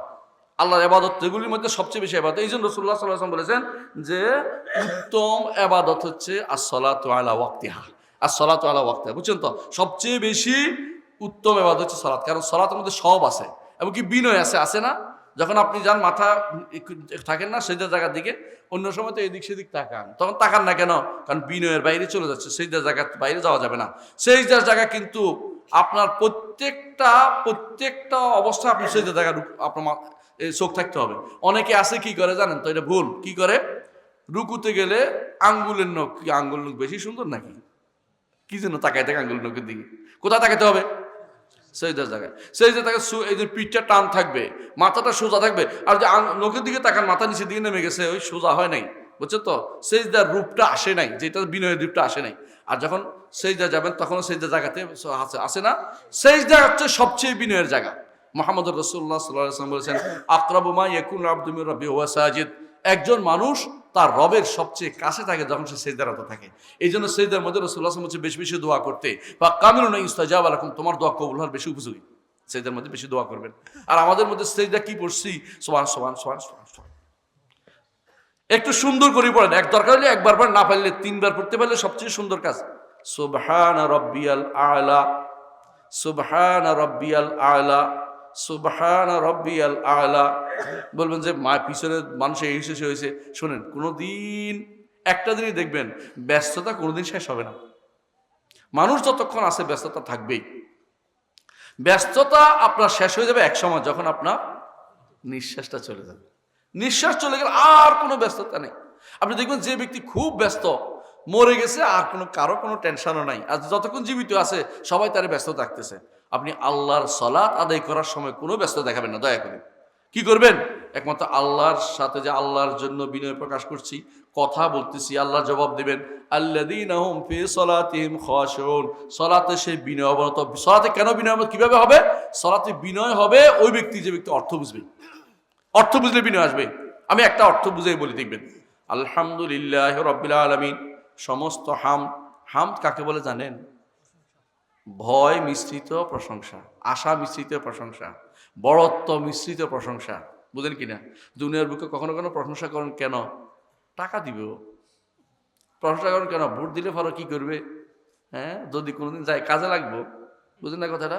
খুব ভালোবেসে যে সবাই প্রশংসা করে তা কিন্তু না। কিন্তু আল্লাহর জন্য প্রশংসা হবে কি থেকে? ভালোবাসা মিশ্রিত প্রশংসা, হ্যাঁ, বড়ত্ব মিশ্রিত প্রশংসা, সম্মান মিশ্রিত প্রশংসা। এটা হচ্ছে হাম। এই জন্য পার্থক্য আছে হামদের মধ্যে অনেক কিছু, বুঝছেন তো? এই যে যখন আপনি বললেন আলহামদুলিল্লাহ রাব্বিল আলামিন, হামদ এবং শুকরের পার্থক্যটা ইবনুল কাইয়িম বিশাল করে উল্লেখ করেছেন। আপনারা যদি আরবি পড়তে পারেন সহজে পাবেন। যখন বলেন আলহামদুলিল্লাহ রাব্বিল আলামিন, সমস্ত হামদ আমার রব্বুল আলামিনের জন্য, যেন তিনি সমস্ত জগতের তিনি রব। বুঝছেন কিনা? জগৎ বুঝেননি, যত কিছু সবার রব আল্লাহ তাআলা, সবার রব তিনি, সবার প্রতিপালক তিনি, সবার তিনি মালিক, সবার তিনি স্রষ্টা, মালিক, প্রতিপালক, পরিচালক, সব তিনি। তার জন্য আমি হামদ পেশ করতেছি। আল্লাহ কি জবাব দেন না? আল্লাহ কি বলেন? হামাদানি আবদি, আমার বান্দা আমার হামদ বলল। সুবহানাল্লাহ। আল্লাহ তাআলা আপনার জবাব দেন, আমার কথা জবাব দেন না? দেন। আপনারটা দেন তো, ওনারটাও দেন তো। একসাথে কোটি কোটি মানুষ একসাথে আলহামদুলিল্লাহ রাব্বিল আলামিন বলছে, আল্লাহ তাআলা প্রত্যেকের কথার জবাব দিচ্ছেন। আল্লাহ, আমার রব একসাথে সবার কথা জবাব দিতে পারে, কোনো সমস্যা হয় না। আমরা কি বলি? চুপ করো, আমি একটা শুনে লই, তারপর তোমারটা শুনবো। আমার রবের এরকম না, একসাথে তিনি সবার কথা শুনতে পান। হাসরের মাঠেও তিনি একসাথে সবার হিসাব নিতে পারবেন, আবার সবার সাথে কথাও বলবেন। আমার রব বলেছেন, আমার নবী বলেছেন, রাসূলুল্লাহ সাল্লাল্লাহু আলাইহি ওয়াসাল্লাম বলেছেন, মা মিনকুম মিন আহাদিন ইল্লা ওয়া সায়ুকাল্লিমুহু রাব্বুহু লাইসা বাইনাহু ওয়া বাইনাহু তুরজুমান। তোমাদের প্রত্যেকের সাথে তোমাদের রব প্রত্যেকের সাথেই কথা বলবেন, একজন অনুবাদক লাগবে না। দুনিয়াতে অনুবাদক লাগে না কথা বলতে। কারণ আপনি মনে করতেছেন আল্লাহর ভাষাকে আমি বুঝবো নাকি? না, ঠিকই বুঝে যাবেন। আল্লাহ ঠিক আপনার সাথে কথা বলবেন। কি কথা বলবেন জানেন তো? কি কথা বলবেন? আল্লাহ ইমানদার হয়েছেন তো, আল্লাহ পার করার জন্য কথা বলবেন, কষ্ট দিবেন না। বলবেন যে তুই এই কাজ করছিস, এই কাজ করছিস। আপনি আল্লাহ করছিলাম। সেদিন আপনি মনে করবেন দুইটা জিনিস আছে, একটা হলো গুনাহ মাফ হয়েছে, একটা হলো মিটে গেছে। দুইটা একরকম না কিন্তু। মাফ হয়েছে, মাফ করে দিচ্ছে, রয়ে গেছে কিন্তু। আর মিটে গেছে অর্থ একদম আর নাই, সব আউট। বুঝছেন তো? এটার মধ্যে আর কিছু নাই। এই জন্য লাইলাতুল কদরে দোয়া করতে হয়, আল্লাহুম্মা ইন্নাকা আফুউন তুহিব্বুল আফওয়া ফা'ফু আন্নী। আল্লাহ আপনি ক্ষমাশীল, ক্ষমা করে দেন, এবং আপনি তো ক্ষমা করতে ভালোবাসেন। এই যে এই আফুটা হচ্ছে মুছিয়ে দেন। আমার এখানে যেন আর দ্বিতীয় কিছু না থাকে, ময়লা টয়লা সব শেষ করে দেন। আর যদি ক্ষমা করে ইস্তেগফার করেন, আল্লাহ এটাকে কি করেন, অর্থাৎ এটা শেষ করে দিচ্ছেন, কিন্তু এটা ময়লার কিছু জিনিস রয়ে থাকে, যে পুরোপুরি যায় নাই। পুরোপুরি যাওয়ার জন্য আল্লাহর কাছে একেবারে খাঁটি তওবা করতে হবে। তওবা নসুহ হলে একবারে ইমানদার হয়ে যাবেন আপনি। তাহলে বোঝা গেল যে আপনার যদি কোনো সালাতের মধ্যে আপনি যখন বলেন হামাদানি আবদি, আমার বান্দা যখন আমি যেটা বলছিলাম, হাসরের মাঠে আল্লাহ তাআলা কি বলবেন? এই বান্দা তুমি এই কাজ করেছো? বলে করেছি। আল্লাহ তাআলা কি বলবেন? সাতারতুহা লাকা ফিদ দুনিয়া ওয়া আনা আস্তুরুহাল আন। হাদিসের শব্দটা, যে আল্লাহ তাআলা বলবেন যে আমি দুনিয়ার বুকে গোপন রেখেছিলাম, আজকেও তোমাকে গোপন করে পার করে দিলাম। আলহামদুলিল্লাহ, এই ব্যক্তি পার হয়ে গেছে। বুঝছেন তো? পার হওয়াটাই দরকার ওই জায়গাটা। কিন্তু এটাই আয়েশা রাদিয়াল্লাহু আনহা একদিন বলছেন, আল্লাহুম্মা হাসিবনি হিসাবান ইয়াসীরা, আল্লাহ আপনি আমাকে হিসাবে ইয়াসীর, সহজ হিসাব দিন। রাসূলুল্লাহ সাল্লাল্লাহু আলাইহি ওয়াসাল্লাম, আয়েশা জানো সহজ হিসাব কি জিনিস? রাসূলুল্লাহ সাল্লাল্লাহু আলাইহি ওয়াসাল্লাম একটা বলার পর আয়েশা ইয়া রাসূলুল্লাহ জানি না তো। সহজ হিসাব হচ্ছে সামনে দিয়ে দৌড়বে, যা পার হয়ে যা, এক হিসাব জিজ্ঞাসা করবে না যে এটা কেন করলি, এটা কেন করলি, জিজ্ঞাসা করলে বরবাদ। কিন্তু কাফের কি করবে?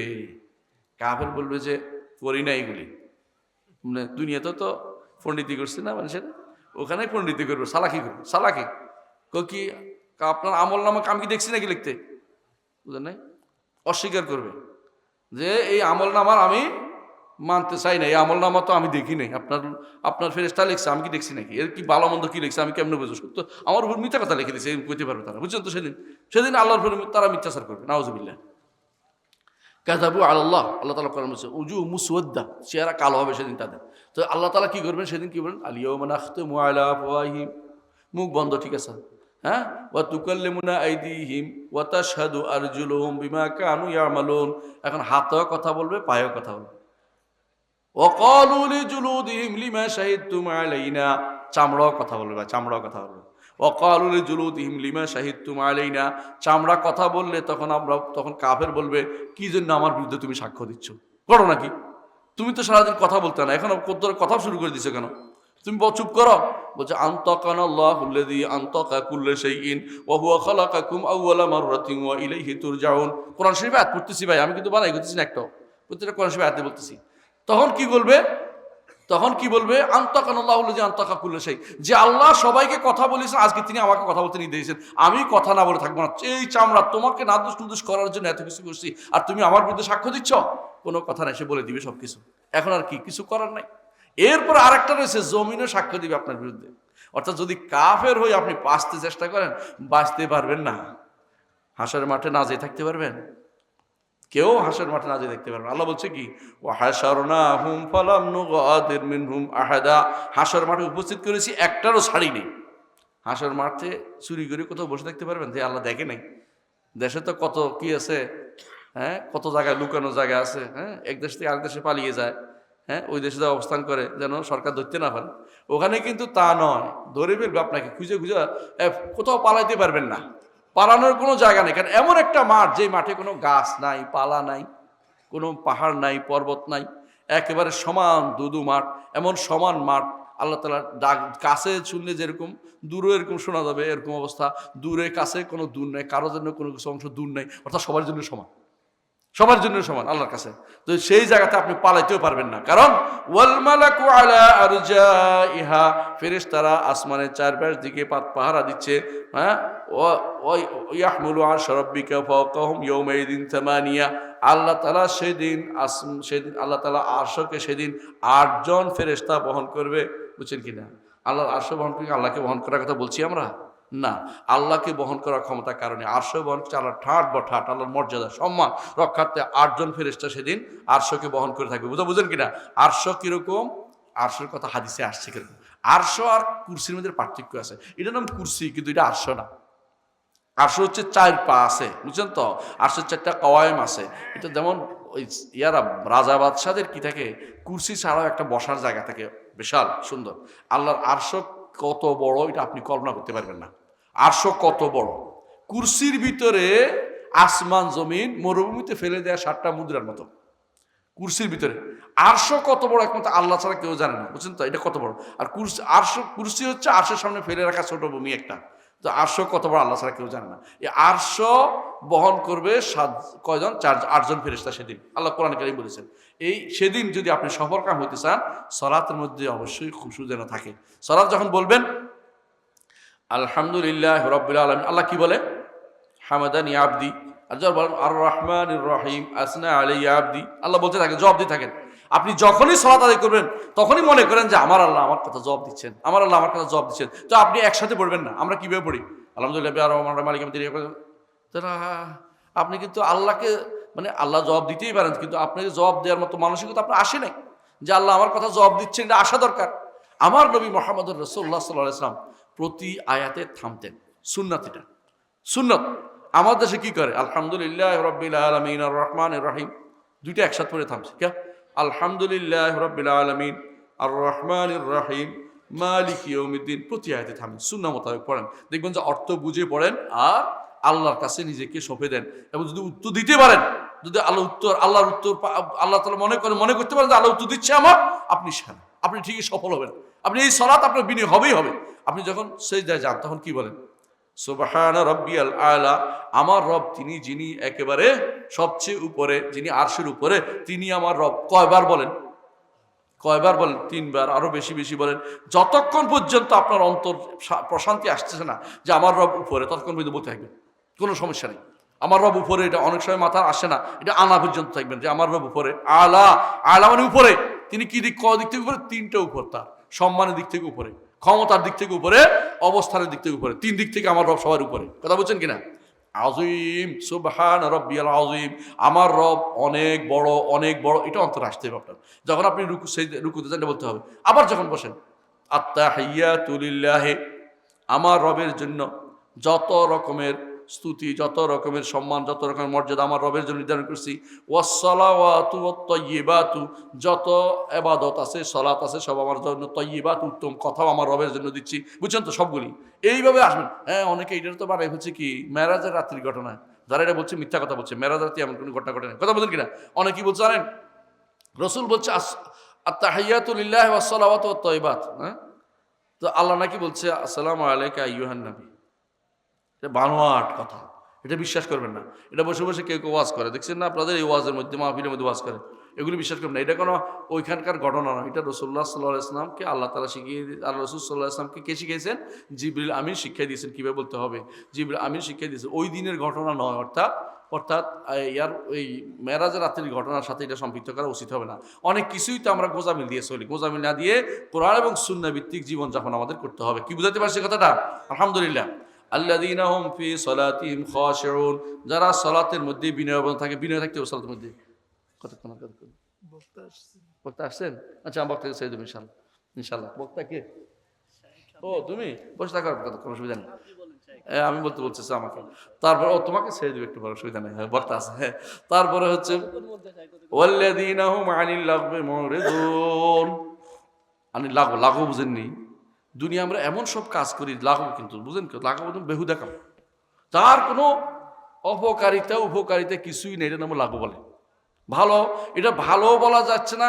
এটা মানে এটা উপকার বলতে কিছু নেই, অপকারিতা আছে কিন্তু উপকার বলতে কিছু নেই। এমন কাজ করা ছেড়ে দিবেন। এমন কত কি কাজ আছে বলেন তো, বলেন তো, দুই একটা বলেন না, বলবেন না? হ্যাঁ, গীবত তো আছে, গুনাহ, সরাসরি গুনাহ। এটা হলো এমন কাজ যেগুলো বেহুদা কাজ। কি শুনেন, আপনার কাছে মনে হয়েছে, শুনেন না, আমি বলতেছি যে এই উপলক্ষে, আমাদের নির্বাচন উপলক্ষে, নির্বাচন তো আসছে এখন, তাই না? নির্বাচন উপলক্ষে একটা মিটিং করে ফেলি, মিছিল করে ফেলি। আমার ভাই, তোমার ভাই, অমুক ভাই, তমুক ভাই, কতক্ষণ করি। হ্যাঁ, এগুলি বেহুদা কাম, কোনো কাজে লাগবে না। আপনার কাছে মনে হয়েছে না, এটা তো না, আমরা মার্চ ফর গাজা, গাজাওয়ালাদের সাহায্য করা দরকার আমাদের, আর্থিক, সর্বরকমের আর্থিক সামরিক না করে আমি মার্চ করলাম কতক্ষণ। এটা বেহুদা কাম, কোনো কাজে লাগবে না। বুঝছেন না? বেহুদা কাম খুঁজে পাচ্ছেন না তো আমরা দেখাচ্ছি একটা একটা করে। বেহুদা কামের মধ্যে আরেকটা হচ্ছে সন্তানদেরকে যা যা পড়ান এগুলি বেহুদা পড়ান। বুঝছেন কিনা? যারা পড়াচ্ছে মানতেক পড়াচ্ছে, আমাদের ওই বড় হুজুর পড়ে এসছে, কিছু কইতে পারবো না, রাগ করতে পারে একটু পরে, এই জন্য মানতেক যারা পড়ছে বেহুদা কাম করছে। বুঝলেন কিনা? কেউ দেখবেন যে আপনাদের ইউনিভার্সিটিগুলিতে সাবজেক্টগুলি আছে না, ওই সাবজেক্টগুলি যেগুলি আছে এগুলির মধ্যে 2টা ছাড়া, আরবি আর ইসলামিক স্টাডি ছাড়া অথবা ইসলামিক ইতিহাস ছাড়া বাকিগুলি যে পড়ে বেহুদা পড়া, বেহুদা পড়া। আচ্ছা, আপনি যদি সারাদিন পড়েন যে দর্শন একটা সাবজেক্ট আছে, দর্শন আছে না, ওটা সাবজেক্ট আছে, ওটা কি পড়ে জানেন তো? জগতের মানুষ, বিভিন্ন রকমের মানুষের কথা। একজন বলছে মানুষ বানর ছিল, আরেকজন হচ্ছে মানুষ তো ছিল ব্যাঙ্গাসি, আসলে এমিবা ছিল। এমিবা মানে একদম পোকামাকড়ের মতো একটা জিনিস, ল্যাংটা হইতে হইতে টপ করে পড়ে গেছে পা, এরপরে ব্লাড দিয়েছে, ডাঙ্গা পানিতে ছিল, ডাঙ্গায় উঠছে। বুঝছেন তো? এরকম জিনিসও পড়াচ্ছে। মানে দুনিয়ার পচা জিনিস পড়াইয়া তারা পয়সা নিচ্ছে সরকার থেকে। বেহু দেখাম, এগুলোতে কোনো পড়ে কোনো লাভ নেই, সময় নষ্ট করতেছে। বুঝেন না কথাটা? এরকম আপনি দেখবেন পড়ালেখা বলেন অনেক, এই যে মেয়েরা বাইরে বাইরে ঘুরু করতেছে না দুনিয়ার, এই চাকরি ওই চাকরি, এগুলো কিন্তু বেহু দেখাম। কারণ অনেকে আছে, একটা হচ্ছে তার খাবারের জন্য কেউ নাই, তার রোজগারের কেউ নাই, স্বামী নেই, তার দরকার চাকরি করা। যে স্বামী চাকরি করতে পারে, স্ত্রী চাকরি করা জায়েজ নেই। কথা বলতে দেখবেন, স্বামী যদি কোনো চাকরি করতে পারে, স্ত্রী ওই মাহারাম ছাড়া যে জায়গায় যাচ্ছে, জায়গায় কোনো চাকরির কোনো সুযোগ নাই, সেখানে চাকরি, হ্যাঁ কিছু চাকরি সে করতে পারে, পড়ানোর চাকরি যদি কোনো তার জন্য ভালো জায়গা হয় সেখানে পড়াইতে হবে, কিন্তু যদি যেখানে পড়াইতে গেলে নিজের ইজ্জত রক্ষা হবে না সেখানে পড়াতে জায়েজ নেই। কথা বলেন না, এটা লাগবো। এরকম বহু জিনিস আছে, আমাদের বেহুদা কামের কোনো শেষ নাই। এই বেহুদা কাম থেকে কি থাকতে হবে? দূরে থাকতে হবে বেহুদা কাম। কারণ ইমানদারের প্রতিটি সময়ের মূল্য আছে। একটু আগে আপনাদের শেখে আলোচনা করছেন যে হাসরের মাঠে কিন্তু সময়ের কি দিতে হবে? জবাব দিতে হবে। যে সময় কোত্থেকে, সময় তুমি কিসে ব্যয় করেছো, সময় তুমি কিসে ব্যয় করেছো। যৌবন, আরেকটা প্রশ্ন কিন্তু আলাদা হবে যুবকদের জন্য, সেটা কি? যৌবন কিসে ব্যয় করেছো, যৌবন কিসে ব্যয় করেছো, বুঝে আসছে কথাটা? সুতরাং এই জন্য আপনি বেহুদা কাম বন্ধ করেন। বেহুদা কাম অনেক আছে যেগুলি কোনো কাজে লাগে না, সারাক্ষণ বসে বসে গল্প গল্প গল্প। নভেল পড়ে, নভেল আছে না, নাটক সিনেমা দেখে। এখন তো বেহুদার কোনো শেষ নাই। 4 জন বসলে 4 জন কেউ কারোর সাথে কথা বলতেছে না, কার সাথে কথা বলে? এর চেয়ে বড় বেহুদা কামার আছে? 3-4 জন বলছে দুনিয়া খুন হয়ে গেছে, খবর নাই, সে তো ঢুকে গেছে আরেক জায়গায়, সেই জায়গায় ঢুকে গেছে। এগুলো বেহুদা কাম, এটা মানুষের সময় নষ্ট করে। যদি প্রয়োজন না থাকে এটা ব্যবহার করবেন না। বাটন সেট যথেষ্ট আপনার জন্য, বাটন সেট যথেষ্ট আপনার জন্য। যদি প্রয়োজন থাকে দাওয়াতের কাজ ছাড়া বেহুদা এগুলি কোনোভাবেই আপনি কি করবেন না, এগুলিকে হাতের কাছে রাখবেন না। আচ্ছা, আমি শেষ করে দিচ্ছি, বেশি করবো না। ওয়াল্লাযীনা হুম লিয-যাকাতি ফাঈলুন, 3 নম্বর কাজ। যারা জাকাত ফাইল, জাকাতের সাথে বলতে আদায় করার কথা, জাকাত ফাইল করে বলছে, কারণ এই জাকাত 2 অর্থ। যেমন জাকাতও দেয়, আবার তারা অন্তরটাকে পবিত্র করে। অন্তরটা পবিত্র করতে হবে। অন্তরের তাজকিয়ার জন্য রাসূলুল্লাহ সাল্লাল্লাহু আলাইহি ওয়াসাল্লামকে আল্লাহ পাঠিয়েছেন। ইউযাক্কিহিম ওয়া ইউআল্লিমুহুমুল কিতাব ওয়াল হিকমা ক্বাদ আফলাহা মান তাযাক্কা ওয়া যাকারা ইসমা রাব্বিহি ফাসাল্লা। বুঝছেন তো? তাজকিয়া, অন্তরটাকে পরিচ্ছন্ন রাখতে হবে। আল্লাহ তাআলা প্রথম যখন নবীকে রিসালাত দিয়েছেন তখন কি বলেছেন? ইয়া আইয়ুহাল মুদ্দাথির কুম ফাআনদির ওয়া রাব্বাকা ফাকাব্বির ওয়া সিয়াবাকা ফাতাহহির ওয়ার রুজজা ফাহজুর। অর্থাৎ সিয়াবাকা ফাতাহহির, আপনার কাপড় পবিত্র করুন। তখন তো সালাত শুরু হয় না, কাপড় কি জন্য? অর্থাৎ এটা আরেক অর্থ করছে শেখ হোসেন মোহাম্মদ আব্দুল ওয়াহাব। এর অর্থ হচ্ছে আপনার ভিতরে কোনো কিছু থাকলে পরিচ্ছন্ন করে ফেলুন, একেবারে কোনো কিছু যেন পরিচ্ছন্ন ভিতরে না থাকে। রাসূলের ভিতরে নাই, তারপরেও পরিচ্ছন্ন করার নির্দেশনা দিয়েছে। আমাদের ভিতরে আরও বেশি আছে, কত রকমের খারাপ কিছু আছে, এগুলি পরিচ্ছন্ন করে ফেলতে হবে। ওয়াল্লাযীনা হুম লিফুরুজিহিম হাফিজুন, যারা তাদের লজ্জাস্থানে হেফাজত করেন। লজ্জাস্থানে হেফাজতের প্রথম সমস্যা হচ্ছে চোখ। চোখ যার দিকে একবার পড়ে, চোখে কিন্তু অনেক কষ্ট দেয়। এরপরে মনে করে ইস আস, শুরু হয়েছে এবার মুখের জিনা, চোখের জিনা, মুখের জিনা, অন্তরের জিনা শুরু হয়েছে অন্তর। এরপরে যখন অন্যায়টা করে বসেন, মারাত্মক অন্যায়, তখন তো আল্লাহ তাআলা রহমত থেকে দূরে সরে যাওয়ার অবস্থা হয়। তওবা করে ফিরে না আসা পর্যন্ত আল্লাহ তাআলা তাকে আর ক্ষমা করেন না। কেয়ার করেন, তো আপনার ঈমান বেরিয়ে মাথার উপর থাকে, ঈমান বেরিয়ে মাথার উপর, হাদিসে আছে এটা, ঈমান বেরিয়ে মাথার উপর থাকে। ওয়াল্লাযীনা হুম লিফুরুজিহিম হাফিজুন, আর যারা নিজে লজ্জাস্থানে হেফাজত করে। খুবই দরকার। ঈমানদার হতে হলে দুনিয়ার বুকে ঈমান নিয়ে যেতে, আমরা ঈমান সব তো জানছি তাই না, ঈমান নিয়ে যেতে হবে। তাহলে এই কাজটা করতে হবে, লজ্জাস্থানে হেফাজত করতে হবে। তবে আল্লাহ তাআলা জানেন যে মানুষের জৈবিক চাহিদা আছে, এই জন্য বলে দিয়েছেন, কি বলেছেন? ইল্লা আলা আজওয়াজিহিম, তবে তাদের স্ত্রীদের ব্যাপারে কোনো অসুবিধা নেই। বুঝে আসছে? আও মা মালাকাত আইমানুহুম, আরেক শ্রেণীর কথা বলেছে, এটা এখন নাই আমাদের। বা ইন্নাহুম গায়রু মালুমিন, এদের ব্যাপারে যদি কিছু হয় কোনো তিরস্কার করা হবে না, এটাতে কোনো সমস্যা নেই। বরং কখনো রাসূলের হাদিসে সওয়াবও হয় এটাতে, কিন্তু যেন লজ্জাস্থানে হেফাজত আপনাকে করতে হবে। রাসূলুল্লাহ সাল্লাল্লাহু আলাইহি ওয়াসাল্লাম আরেকটি হাদিস আপনারা জানেন, মাইয়াদমাল্লি মা বাইনা লাহিয়াইহি, লাহিয়া বুঝছেন নি? এই দুইটা হাড় আছে না, এই দুইটা হাড়ের মাঝখানে জায়গাটা, এটা কি? মুখ জিহ্বা, বুঝছেন তো? যে ব্যক্তি এটা জামিনদার হবে, ওয়াবাইনা ফাখযাইহি, 2 রানের মাঝখানে জামিনদার হবে, আদমান লাহুল জান্নাত, তার জন্য আমি জান্নাতের জামিনদার হব। সুবহানাল্লাহ। তাহলে বুঝছেন তো কি বড় সুবিধাটা এটা? জান্নাতে যেতে হলে আপনাকে এটার হেফাজত করতে হবে। এখন এটার সবচেয়ে বড় সমস্যা হচ্ছে কি জানেন? ফেসবুকে রাত্রি জেগে কি দেখা, কি দেখে, সারা রাত ধরে কি দেখে? ইউটিউব দেখে, ইউটিউব দেখে, তাই না? ইউটিউব দেখে। ইউটিউবের মধ্যে আরো অনেকগুলো জিনিস ছাড়াও, ইউটিউব ছাড়াও ও কথা শুনে, অমুকে ছবি দেখে উঠতেছে সারাদিন, এমনকি নোকে ব্যথা হয়ে যায়, তারপর ছাড়ে না, 2 নখ দিয়ে শুরু করে, পা দিয়ে শুরু করে। আর কেউ কেউ আছে বাবজি খেলে, বাবজি খেলে দেখছেন না? কেউ কেউ আছে এটা খেলে। আপনি তো পান না, মানে আপনারা খুঁজে পাচ্ছেন না বাড়তি জিনিস কি। যারা এই লুডু খেলে, এটা কি জায়েজ নাকি? হারাম না? ক্যারাম খেলা জায়েজ নাকি? যুবকরা এটা কিন্তু এই লাখের ভিতরে পড়ে, কথা বুঝেন কিনা? অনেকে প্রশ্ন করে যে আমাদের তো জুয়া না, লুডু খেলি, এটা তো সময় কাটানোর জন্য। সময় পাচ্ছি না আমি সালাতের জন্য, সময় কাটাচ্ছি কি জন্য? সময় কাটাচ্ছি কি জন্য? সময় কাটানোর জন্য। সময় কি করা? সময় কাজে লাগানোর জিনিস। সময় কি করা দরকার? কাজে লাগানো দরকার। আলহামদুলিল্লাহ। আল্লাহ তাআলা বলছেন ওয়াল্লাযীনা হুম লিআমানাতিহিম ওয়া আহদিহিম রাউন। তারপরে কি? আমানত, আমানত এবং অঙ্গীকার রক্ষা করতে হবে, আমানত এবং অঙ্গীকার রক্ষা করতে হবে। তারপর হচ্ছে ওয়াল্লাযীনা হুম আলা সালাওয়াতিহিম ইউহাফিজুন, সালাত যথাযথ হেফাজত করতে হবে, একটা করে একটা পড়ে এরকম না। উলাইকা হুমুল ওয়ারিসুন আল্লাযীনা ইয়ারিসুনাল ফিরদাউসা হুম ফিহা খালিদুন। তারাই জান্নাতে যাবে, ফেরদাউসের ওয়ারিস, প্যারাডাইসের ওয়ারিস। ফেরদাউস হচ্ছে সর্বোচ্চ জান্নাত। ফেরদাউসের উপরে কি বলেন তো? আল্লাহর আরশ। আহসানতা, বারাকাল্লাহ ফিক। জানতে হবে ফেরদাউসের উপর হচ্ছে আল্লাহর আরশ। আরশ থেকে নাহারগুলি, জান্নাতের নাহারগুলি প্রবাহিত হচ্ছে, জান্নাতের নহরগুলি প্রবাহিত হচ্ছে। এই যে কাউসার আল্লাহ তাআলা আমার নবীকে দিয়েছেন, এটা কোত্থেকে আসছে? এটার উৎস কোথায়? আরশের নিচ থেকে, আরশের নিচ থেকে। এটা আরশের নিচ থেকে আমার এই জান্নাতে ঢুকছে। এটা কার? আমার নবী, সেটার মালিক। তিনি যাকে দিবেন সেদিকে সেটি পাবে। পাওয়ার পর জান্নাতে সবারই আছে। কি করবে? ইফাজ্জিরুনা তাফজিরা। ঈমানদাররা বলে, এদিকে আসো, এদিকে চলে আসবে। এটা ওদিক দিয়ে যাও, ওদিক দিয়ে চলে যাবে। আমার দোস্তের বাড়ি থেকে চলে আসে, আমার দোস্তের বাড়ি হয়ে আসবে। আল্লাহু আকবার। দোস্তের বাড়িতে কম আছে নাই? কম নাই, আমি একটু হাদিয়ে পাঠাই দিই, এরকম অবস্থা হবে। সেই জান্নাতে যেতে চান তো? কে কে যেতে চায়? আমিও। আল্লাহ আমার হাতগুলি কবুল করুন, আমিন। আল্লাহ এমন এক জান্নাত যেতে চায়, জান্নাত ফেরদাউস যেতে চায়, আল্লাহ আমিন। রাসূলুল্লাহ সাল্লাল্লাহু আলাইহি ওয়াসাল্লাম বলেছেন যে তোমরা যখন জান্নাত চাইবে আল্লাহর কাছে, সর্বোচ্চ জান্নাতটা চাইবে, সেটা হচ্ছে কি? ফেরদাউস। কারণ সর্বোচ্চ জান্নাত সবচেয়ে মধ্যমণি জান্নাত, তার নিচ থেকে আর তার আরশের নিচে, সেটা আরশের নিচ থেকে যেটা সবচেয়ে সমান মধ্যমণির, সেটাই আমরা চাইতে হবে আল্লাহর কাছে। সেজন্য জান্নাতুল ফেরদাউস আমরা চাই। আল্লাযীনা ইয়ারিসুনাল ফিরদাউসা হুম ফিহা খালিদুন, সেখানে চিরস্থায়ী হতে পারবে ইনশাআল্লাহ। দুনিয়াতে কেউ চিরস্থায়ী হয়নি, হতে পারবে না, পড়ার সুযোগ নাই, থাকার সুযোগ নাই। আল্লাহ তাআলা যখন পাঠিয়েছেন তখনই বলে দিয়েছেন যে এখানে তোমাদেরকে কিছুদিনের জন্য থাকতে হবে। আমার হেদায়েত যদি মানো আবার এখানে আসতে পারবে জান্নাতে। হেদায়েত না মানলে তোমার জন্য জাহান্নাম অবধারিত হয়ে থাকবে। এই জন্য আল্লাহর হেদায়েত মেনে চলি, কোরআন এবং সুন্নাহ মেনে চলি, দিন মেনে চলি, শরিয়া মেনে চলি। আল্লাহ আমাদের তো জানা বুঝার তৌফিক দান করুন। আসসালামু আলাইকুম ওয়া রাহমাতুল্লাহি ওয়া বারাকাতুহু।